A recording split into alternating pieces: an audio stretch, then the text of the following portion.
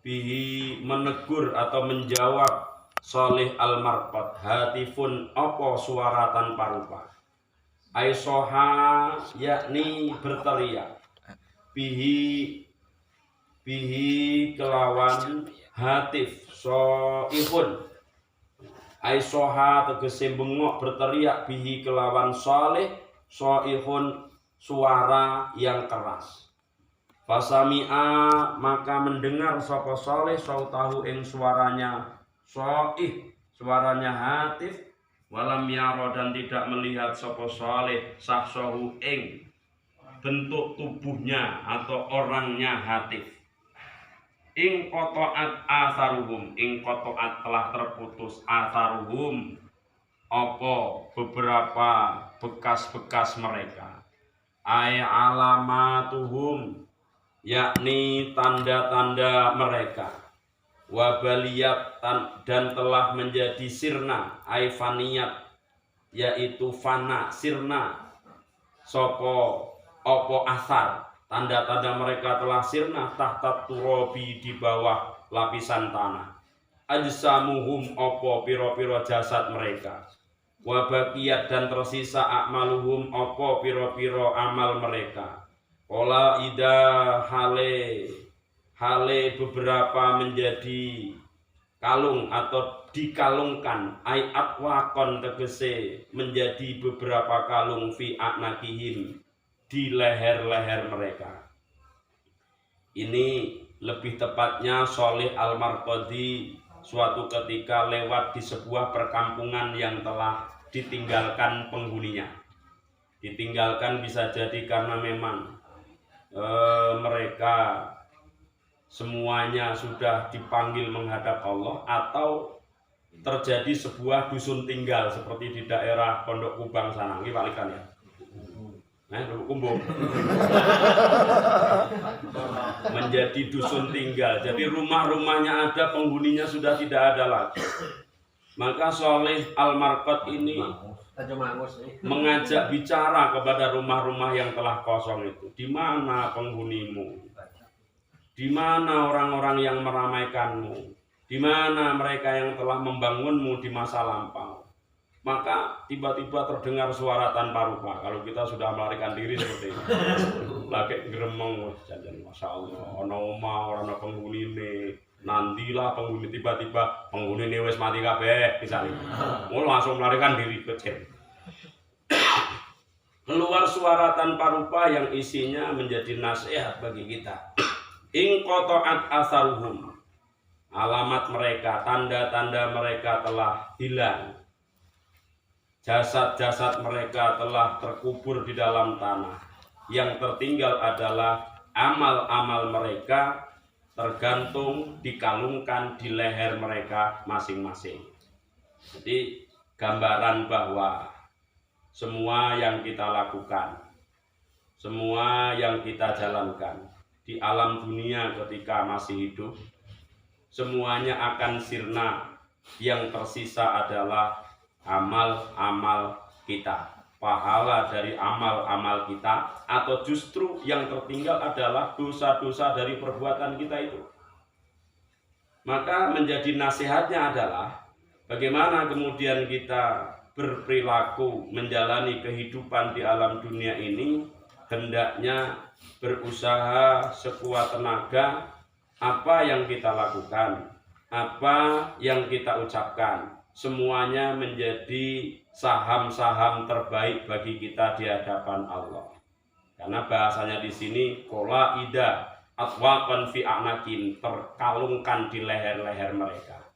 Kalau kemudian ternyata yang dikalungkan di leher kita adalah kebaikan, maka berbahagialah kita nanti di akhirat. Sebaliknya, naudzubillah min dzalik, kalau ternyata yang dikalungkan itu amal keburukan kita, naudzubillah, apa yang akan kita lakukan? Barangkali nasihatnya, kesimpulannya di sini. Semuanya rumah ditinggalkan, jejak langkah kita pun dilupakan orang. Pada saat yang sama, kalau kemudian amaliyah kita itu tidak membawa kebaikan kepada kita di hadapan Allah, naudzubillah, apa yang akan kita tukar dengan ridhonya, apa yang bisa kita tukar dengan kenikmatannya di surganya Allah nanti. Wal maqalatu tawi maqalah atasiatu wal isruna yang nomor 29 an aliyin iku diriwayatkan dari Ali radhiyallahu anhu wa karrama wajhahu. Tafaddal, persilahkanlah alaman atas orang-orang sita yang kamu kehendaki. Ai ahsin, yakni berbuat baiklah kamu ilaihi kepada orang itu. Wa an'im, lan berikanlah kenyamanan, kenikmatan alaihi kepada dia. Fa anta maka utawi kamu amiruhu, itu orang yang menjadi pemimpinnya. Itu menjadi orang yang jadi rajanya. Ini gambaran. Kata Ali, berbuat baiklah kamu kepada orang yang kamu kehendaki, maka kamu akan menjadi pemimpin bagi dia, akan menjadi orang yang dipatuhi olehnya. Ai in ahsanta, yakni jika kamu berbuat baik ila syahsin kepada seseorang, bil atoi dengan pemberian, sirta maka kamu akan menjadi amiron, seorang raja, seorang yang diikuti, seorang pemimpin lahu baginya, bagi syahsin. Was'al, dan bertanyalah kamu, man ing wong sikta yang kamu kehendaki. Wa anta maka utawi kamu asiruhu, iku menjadi tawanannya dia. Ai was'al. Salah ini, maknanya salah ini, bukan bertanya, meminta.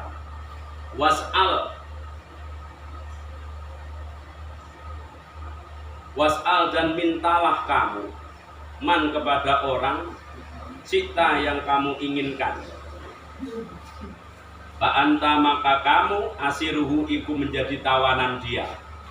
Ketika kita meminta-minta sesuatu kepada seseorang, kemudian permintaan kita dikabulkan, maka kita menjadi tawanannya. Ai was'al, yakni mintalah kamu annasa ing manusia, ma terhadap perkara tahtajuhu yang kamu membutuhkannya, minal mali dari harta, wal ilmi dan ilmu. Fa ini tajta, maka jika kamu membutuhkan ila syaksin kepada seseorang bidzalika dalam perkara itu, sirta maka kamu akan menjadi abdan, budak, lahu bagi dirinya.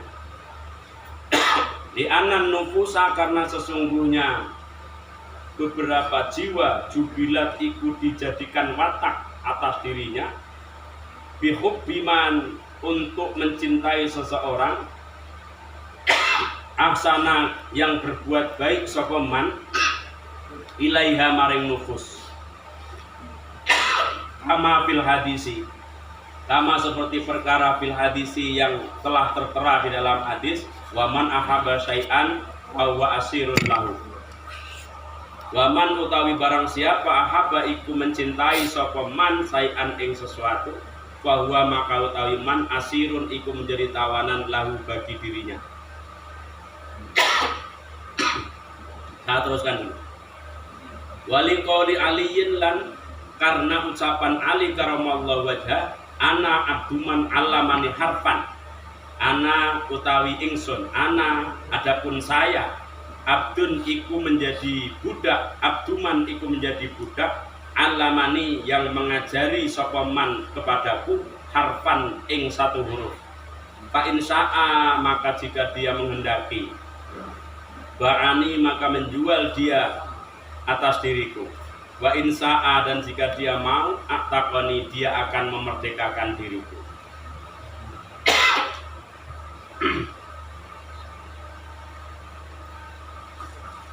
Iki melu kawe akono. Oke. Iki kene enggak masing. Beda nang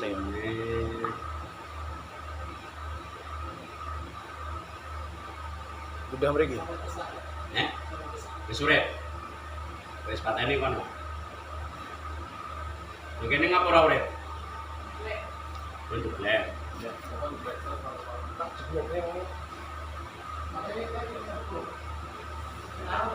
Kene ora ngaruh kene. Lain jaringane.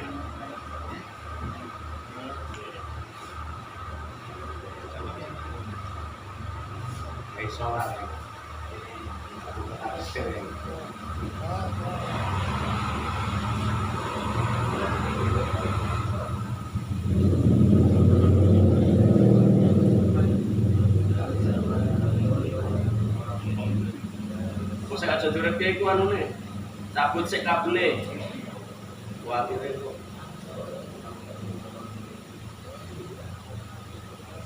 Kuwatire kok kene cabut cekel rene isih nyambung listrik. Coba Pak Edi dicek kan. Bisa ora kadang-kadang ketar-ketir kata.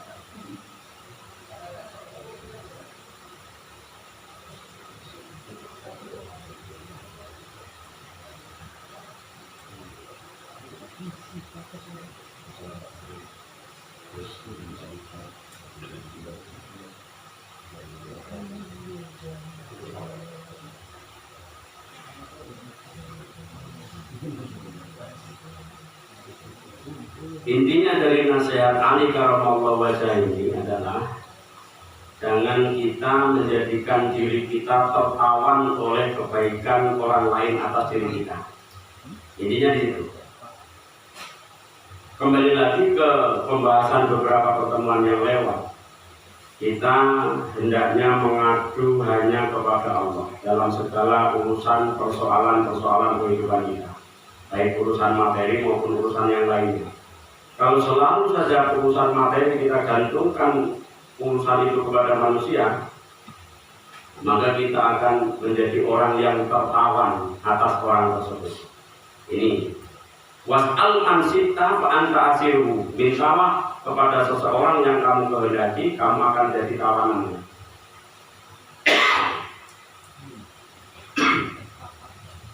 Kemudian kenapa seperti itu? Karena memang jiwa itu diwatakkan untuk menyukai sesuatu yang orang tersebut telah berbuat baik kepadanya.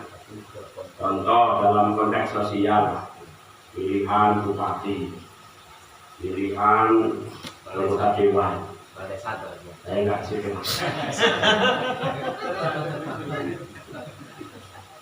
Itu orang kampanye, ambil uangnya, jangan pilih orangnya. Tapi dalam prakteknya susah. Orang itu ketika sudah dikasih merasa berdosa kalau tidak milih. Ini masalahnya. Kacau ini. Makanya ya jangan diterima uangnya, ya jangan pilih orangnya. Supaya tidak merasa mengkhianati. Dia sudah milih. Kacau.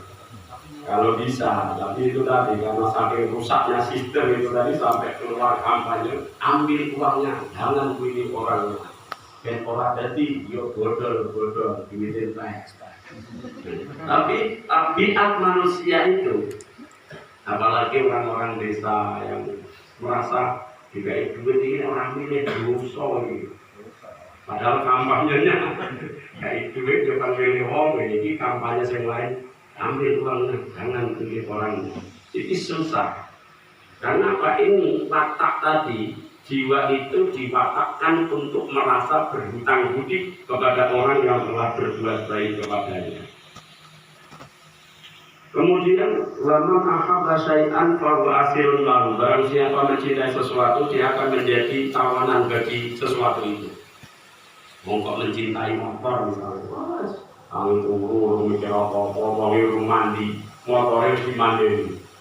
Wah, dilo, selus. Aku senang motor. Senang manuk ya. Manuk itu di kapak-kapak, mesti lagi papan. Ambilkan minum dan sebagainya, pulang dari kerja, bukan ngurus anaknya, bukan memperhatikan istrinya, burungnya yang diurus. Begitu pula dengan mencintai yang lain, mencintai seorang perempuan misalnya. Oh, iki angel. Ya wis istri ora masalah berpahala, tapi ini urung istri iki. Jam 11 malam, Mas jemput Mas. Ini itu wah kan udan-udan pakai mantel jemput. Wah, sepuluh itu jadi budaknya. Urung tentu dari bojone. Saruan yang nuruti bojo berpahala. Mas, ini loh anak-anak ya di antar ke sana. Hujan-hujan loh, tidak apa-apa. Ya, berpahala. Kenapa? Biasa alim. Itu biasa alim. Biasa alim, Mbak. Sekarang kenal kaya. Jadi seperti itu. Maksudnya hendaknya kita harus tepat untuk menjatuhkan kecintaan kita kepada sesuatu tersebut. Ketika kecintaan kita kepada Allah misalnya, meskipun kita lewatkan kepada makhluknya, kecintaan kita kepada istri, kepada keluarga, anak-anak, itu memang Allah perintahkan. Maka kita di dalam mencintai mereka, bertanggung jawab penuh atas mereka, itu membawa nilai ibadah karena Allah perintahkan ini. Itu berarti memberikan kecintaan kepada sesuatu yang tepat. Tidak perlu kita jauh, kita mencintai Allah, wah jauh banget itu, untuk urusan kita masih jauh. Kita bisa mencintai Allah itu kita lewatkan hamba-hambanya, tapi dengan cara yang tepat. Maka kok direwangi sampai dibantu, sampai payah-payah kita berusaha, kelas keringat banting tulang dalam rangka apa? Mencintai keluarga, anak-anak, membina keluarga supaya sejahtera. Atas dasar apa? Allah perintahkan itu. Ku angkusakum wa ahlikum naro.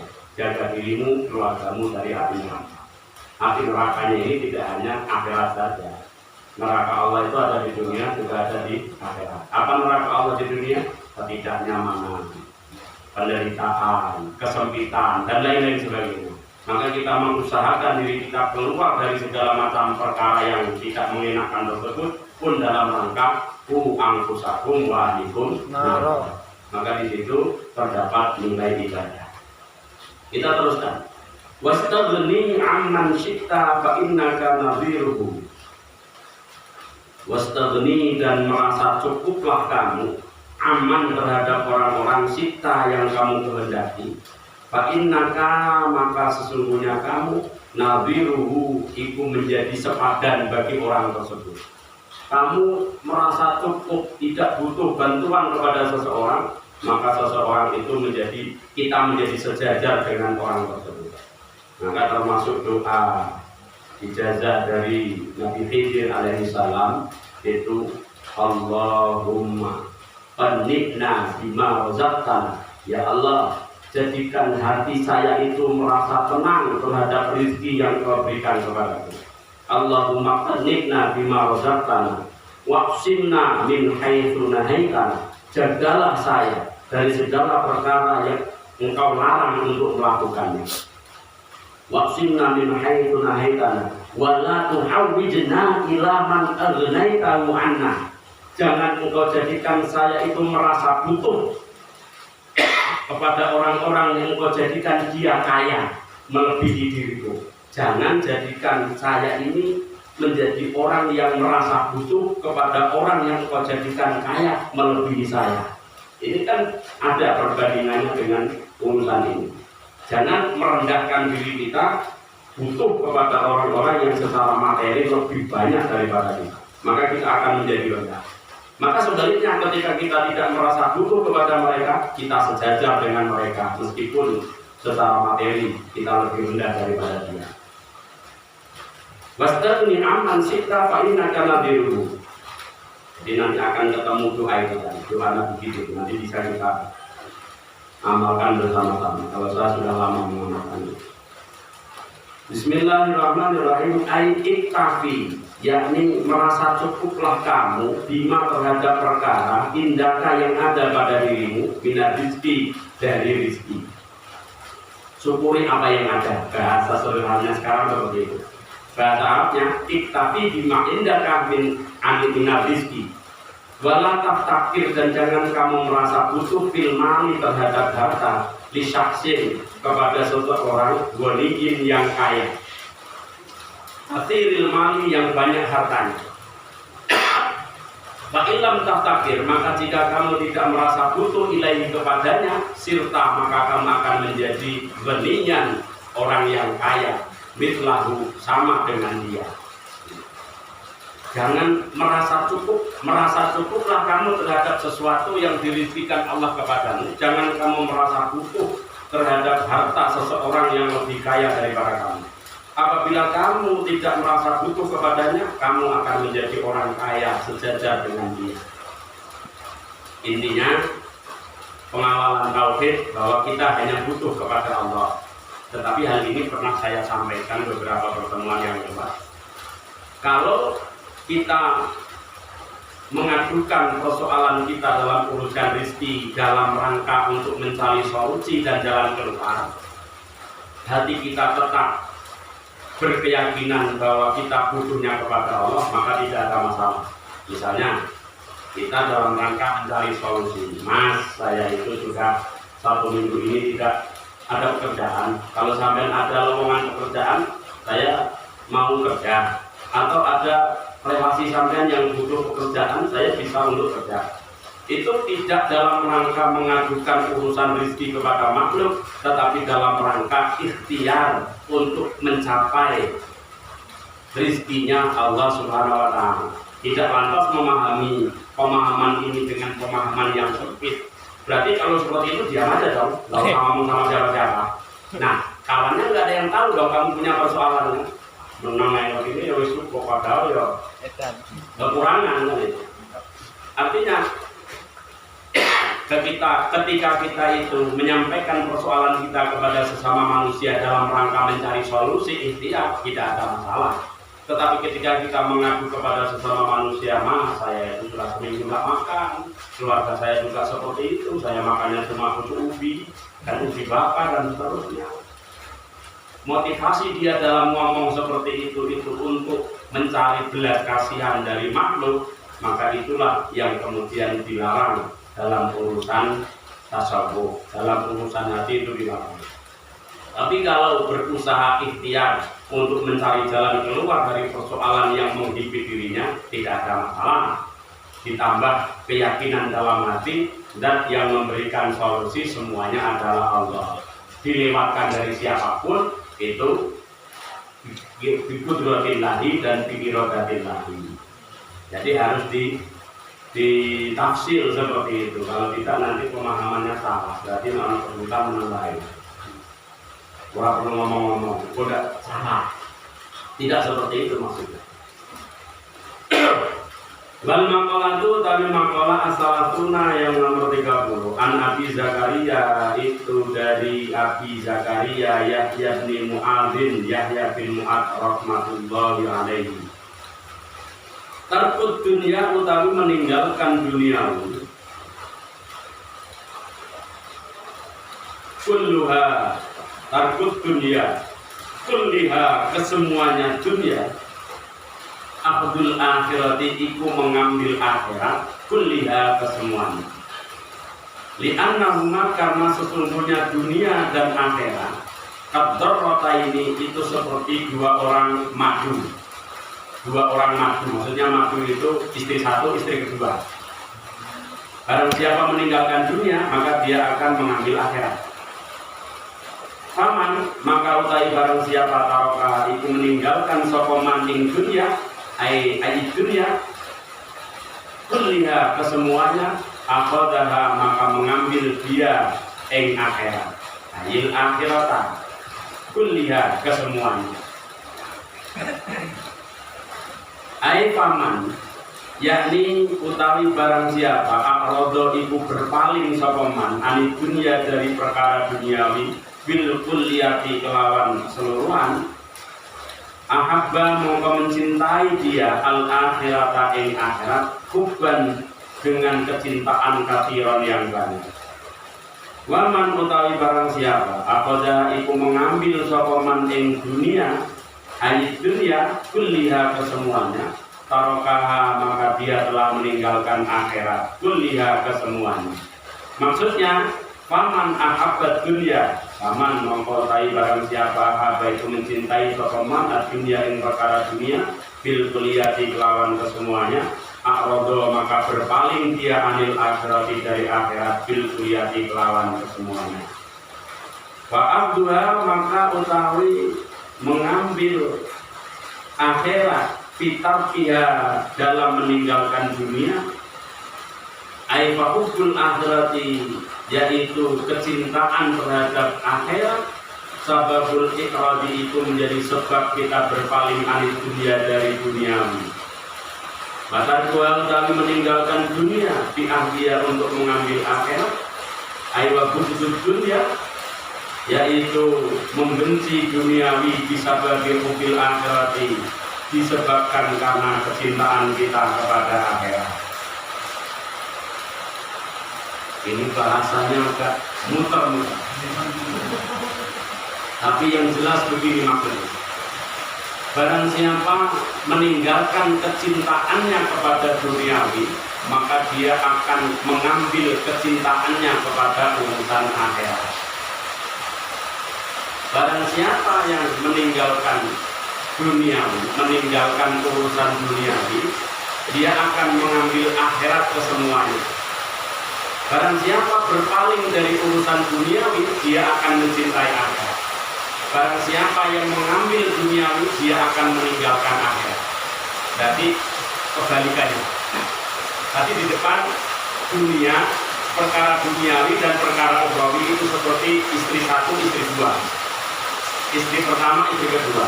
Kalau kita memilih istri pertama, maka kita meninggalkan istri kedua. Kalau kita mengambil istri kedua, maka istri pertama tertinggalkan. Kalau kita mengambil duniawi, akhirat terlalaikan. Kalau kita meninggalkan duniawi, maka akhirat akan diraih. Kurang lebih seperti itu. Ini bahasa tasawuf. Bahasa tasawuf. Tetapi kita ambil tengah-tengahnya seperti ini. Banyak sekali urusan-urusan yang nampaknya duniawi, tetapi karena bagusnya niat menjadi pahala akhirat. Tetapi banyak pula urusan-urusan yang nampaknya itu akhirat, tetapi karena salah niat maka menjadi duniawi. Kita ambil benang tengahnya di sini. Kita tidak boleh condong sebelah, karena bahasa Al-Quran pun seperti itu.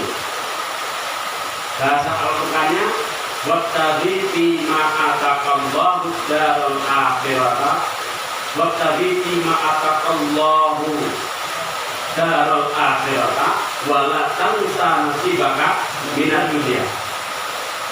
Ambillah wabtaghi fima ataqallah, ambillah sesuatu yang Allah berikan kepada kalian di kampung akhirat.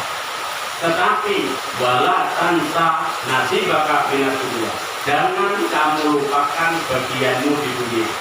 Ini bahasa Al-Quran. Tetapi meskipun dua-duanya itu butuh keseimbangan, namun kalau dibandingkan jelas walal akhiratu khairul laka minal ula. Akhirat itu lebih utama daripada yang pertama. Yang pertama apa? Duniawi. Kemudian ada lagi wal akhiratu khairu wa abqa. Akhirat itu lebih baik dan lebih abadi.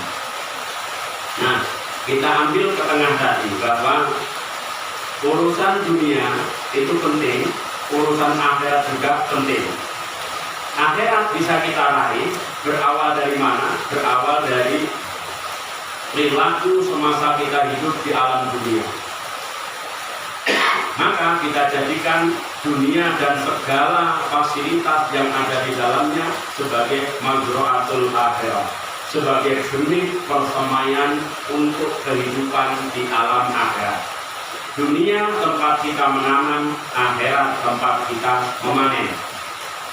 Lebih pentingnya lagi, meskipun yang kita lakukan itu warnanya adalah warna duniawi, namun niat dalam hati harus tertanam bahwa apa yang kita lakukan semata-mata adalah untuk menopang ibadah kita kepada Allah Subhanahu wa Ta'ala.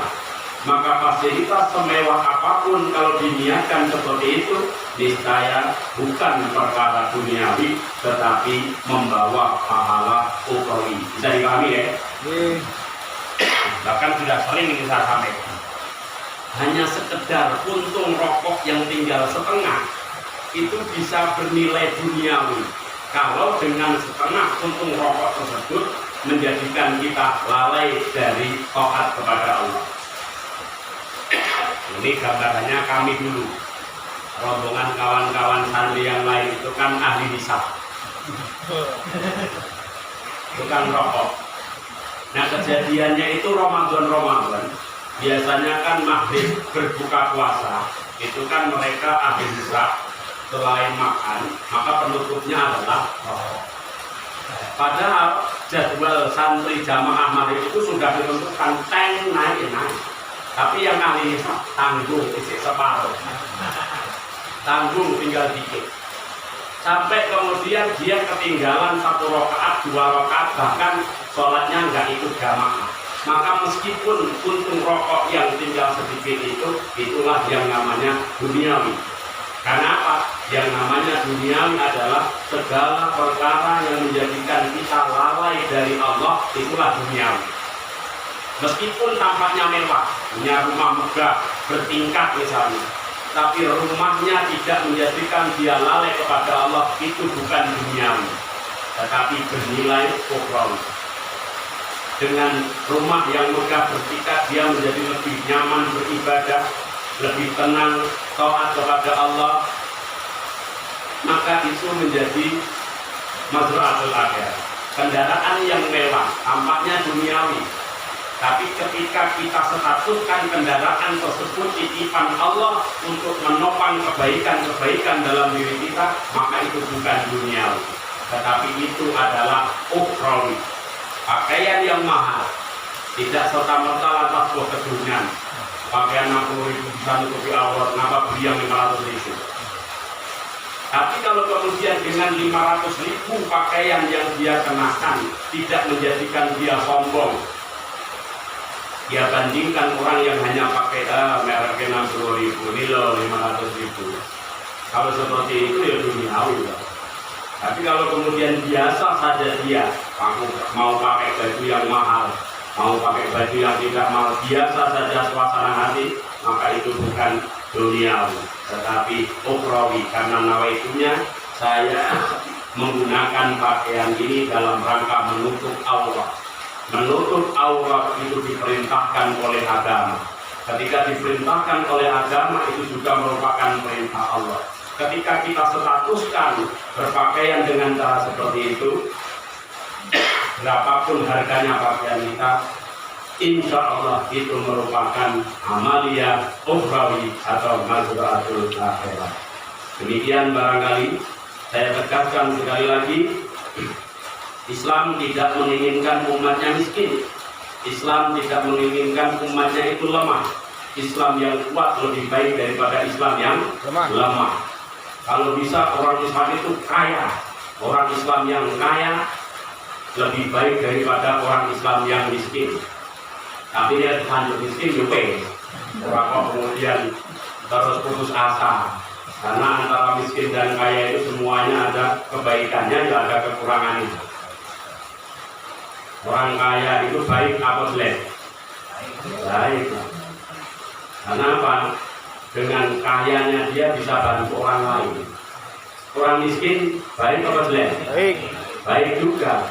Karena orang miskin itu masuk surganya 500 tahun sebelum orang-orang kaya. Baik. Yolah api, nanti kali ya api. Tapi ada jeleknya orang miskin. Kenapa orang miskin jelek? Karena ada tetangganya butuh bantuan, dia tidak bisa bantu. Orang kaya itu kebaikannya dia bisa bantu orang lain, tapi ada buruknya.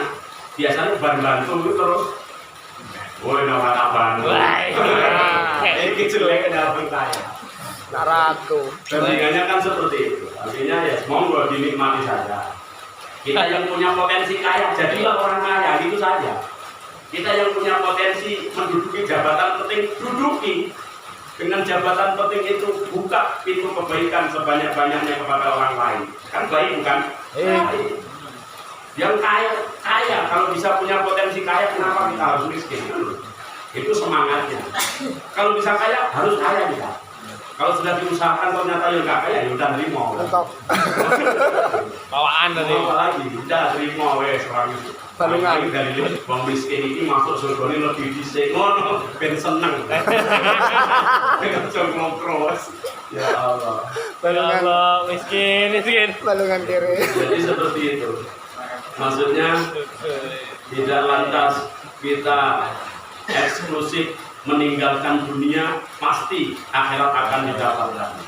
Kalau kita ambil dunia, akhirat akan terlupakan. Ini bahasa bahasa penekanan selanjutnya yang perlu kemudian dijabarkan sehingga tidak menjadikan berat dalam pengamalan kita. Nanti kalau kita pahami secara langsung, tuku motor kedunyan, bangun rumah kedunyan, tuku sandal api kedunyan, macam-macam. Akhirnya uripe kurang maju. Ini padahal kan Islam tidak seperti itu. Islam ya menganjurkan kesejahteraan duniawi maupun kesejahteraan ukhrawi. Demikian dari saya, dari kekurangan mohon maaf sebesar-besarnya. Assalamualaikum warahmatullahi wabarakatuh. Waalaikumsalam warahmatullahi wabarakatuh. Kali ini